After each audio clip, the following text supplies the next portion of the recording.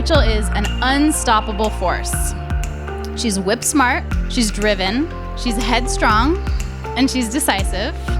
And everything that Rachel does, she does with intention. She thinks carefully about what she wants, and then she puts that drive and intellect into going out and making it happen. Anyone can love Ray. She's so easy to love. Anyone can enjoy being with her and want to bask in that wonderful positive energy. I think everyone here feels that way.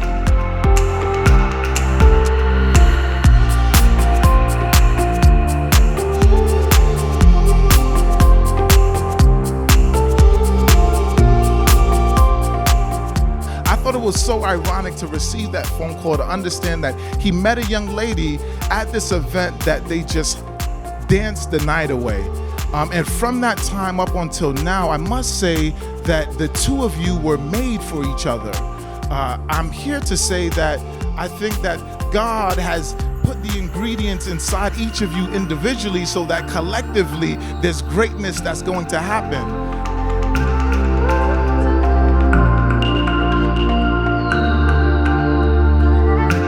X is everyone's big brother. He's dependable, he's loyal, he's the first person that you call at the beginning of the night, and coincidentally, he's the first person you see the next morning because he's passed out on your couch. X personifies good karma, and that when you put good energy into the world, it comes back to you tenfold. And that quality is exactly what I see in Rachel. It's a quality of putting others ahead of yourselves. It's a quality of being selfless. Ray and X have so much in common. They live life to the fullest, and they bring people together. I mean, we're all here from Mexico to celebrate them.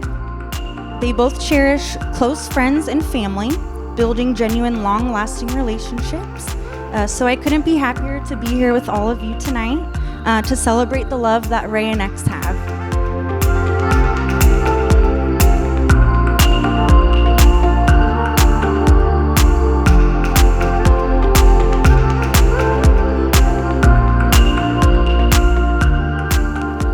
I was fortunate enough to live with the Del Rosarios in Harlem during the hot summer of 2008. Carmen, X's mom, took me in like I was one of her own when I was interning in the city. It was X, Darlin, and their handsome Ethiopian refugee stepbrother, Kadamai. I will never forget Saturday mornings in that warm home with bachata and merengue blasting on max volume. How did the song go, X? Se te nota, mamá, se te nota que tú me estás hablando. I'll stop.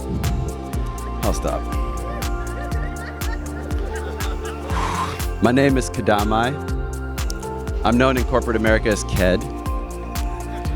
And I'm honored to stand here today as your officiant, witnessing the union of Rachel and Xavier.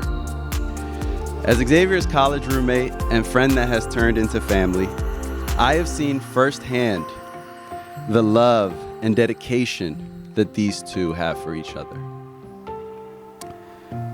And I'm a very thrilled man to be part of their special day.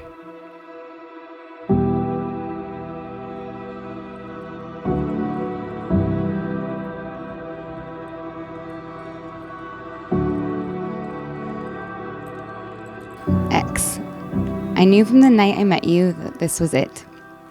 I know that might sound like a stretch, but it's the truth. You walked into the room and you immediately drew me in. Some may say we met because we are both such charitable humans, volunteering for the Boys and Girls Club, or because of the Sanford family, which is true. But I also know we met because I manifested you. I can see you trying hard not to roll your eyes right now. But before we met, I journaled about all the qualities I wanted in a partner. And just a short time later, you appeared and checked all the boxes. Here are some of the qualities on that list. Fun. I wanted a fun partner. Someone who I can live life to the fullest with. And I think everyone here can attest to the fact that you are the life of the party. especially those here fortunate enough to have met your alter ego, Habasito. I even specified that it's important for my one true love to be social and have lots of friends. I really didn't know at that time that a person could even have as many friends as you truly do. Genuine. You know exactly who you are, and you never try to be anything but that person. You're as real as they come. Loyal. I trust you completely. You're my road dog for life. Intelligent. And sure, you may have got a near perfect score on your SAT, but your incredibly high emotional intelligence is what stands out the most. Patient. You have patience with me when I'm at my worst. Patient. A lot of patience. Patience and tolerance for not just friends and family, but strangers. Even for the AT&T operator who you've been troubleshooting over the phone with for 2+ hours, and I just don't know how you do it. I admire it greatly. Chivalrous. Whether it's offering your coat or the last bite, you're always putting me and others first. Kind-hearted. Your default response is kindness. You're the kind of person that does good deeds without ever needing recognition. You're truly a rare breed, and I know how lucky I am to have found you. I can't promise you it will be sunshine and rainbows all the time. You already know that's not the case. But I can promise you that I will pick you up when you are down. I can promise that I will never stop appreciating you and working to try to embody these great qualities that you possess. And I can promise forever and always, eres el amor de mi vida. Rachel, Anna, Kaplan, winky face. As you are saved in my phone, and it's what Siri calls out every time you call. You're the love of my life. My best friend, and the only other person that I know that loves sticking out their tongue in pictures as much as I do.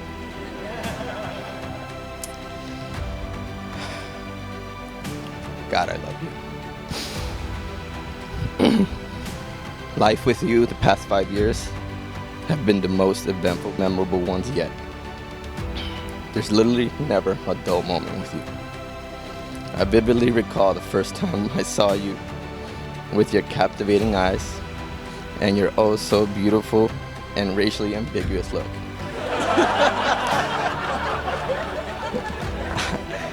I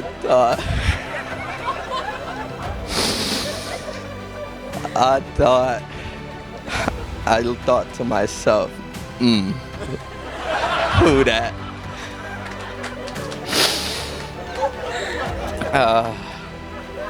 As you referenced, it was at the Boys and Girls Club Gala where we conveniently sat across from each other. Another shout out to the Sanfords. And within sitting down, we made an instant connection. An hour and a half flew by, and next thing you know, everyone had gotten up from the table for the post-dinner reception, and you and I were the last ones at the banquet area. I knew at that moment there was something special about it. The night continued with drinks and laughter, a dance-off at Comic Club, where you helped me hand out cheap bottles of champagne to everybody. Some would say it was endearing, others would say it was douchey. Whatever it was, I'm glad that it worked, and that I mustered the courage to chase you out of the club as you walked to your Uber and told you that I couldn't let this night end without a kiss. This could have gone horribly wrong. But we went on our official first date the very next day, and I haven't looked back since. Now, as you mentioned, life hasn't always been this cute and romantic NC-17 movie. We've endured through so much over these last 5 years.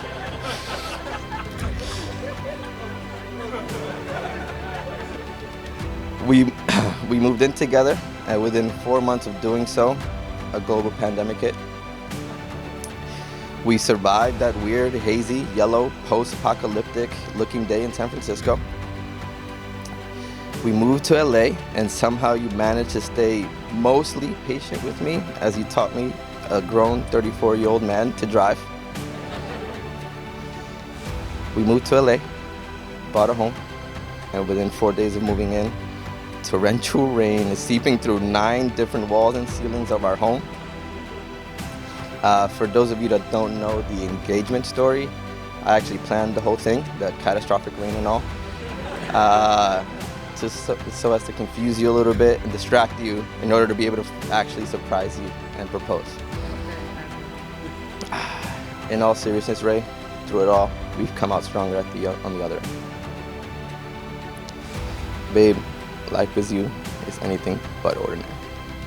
And tonight, in front of all of our amazing friends and family, I vow to be your forever dance partner. I vow to be more like you and to always put you first, as you so often do today with so many of our loved ones. I vow to always clean Rosie's litter box, to dry your tears, and to hold you when plane rides get a little rocky. I vow to be your biggest cheerleader. I vow to always be vulnerable with you, and to be open and communicative with you, and to always let you in. Ray, I love and admire you so much, and I can't wait to call you my wife and now your husband. I love you. Thank you. Kiss the bride.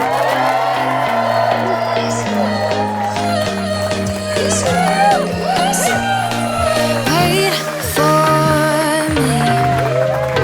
Keep watching you when you leave. Something new. Keep hoping you feel this too. Something new. Keep hoping you feel this too. Holding on and on and on and on. Hoping I can get to know you better. Living in sweet suburbia. Some fun is all we want. Two kids come alive in a night rush. I'll be the girl next door. You be my summer crush. Yeah, I think you should come and pick me up. 'Cause nothing feels as good as summer love.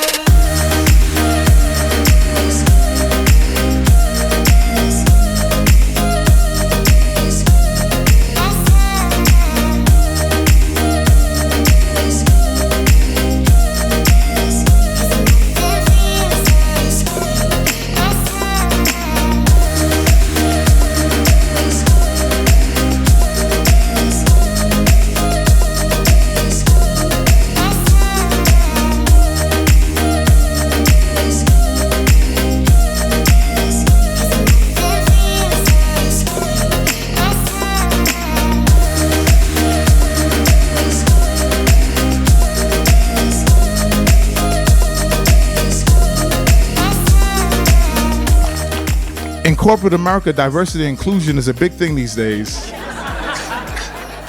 We must ensure that we not only just come to the party, but you must ensure that you make people feel included. And this is something that Xavier exudes. So you cannot just come to the party and make sure that you don't include his family. And if you know it is something that his parents are near and dear to his heart.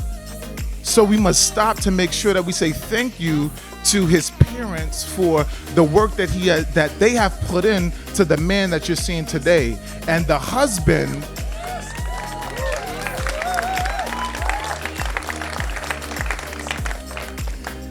that will now take off into this new life with Rachel Del Rosario.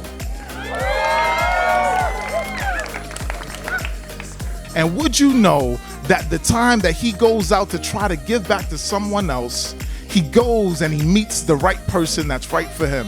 I thought it was so ironic to receive that phone call, to understand that he met a young lady at this event that they just danced the night away. And from that time up until now, I must say that the two of you were made for each other. And I'm so glad, because bringing X into our lives has been an absolute gift. Xavier is the most genuinely kind person I think I've ever met. He is loving, he is generous, he is thoughtful, and he is patient. He has enough humility to go to a bar class with all of Rachel's friends, knees trembling, sweating on every person in the room, and laugh it off. Like Rachel, he's the life of the party. He's smart and driven, and he might be the only person I've ever met who needs less sleep than Rachel does. Together, the two of them are truly greater than the sum of their parts. They balance each other, they challenge each other, and they support each other. They've built a beautiful merged community. Look at this amazing crowd here. You guys are all incredible. X is everyone's big brother. He's dependable. He's loyal. He's the first person that you call at the beginning of the night. And coincidentally, he's the first person you see the next morning because he's passed out on your couch. He has a strong moral compass. And he's that one guy that your girlfriend says, quote, X is a good man. X knows how to treat a woman. Why can't you be more like X?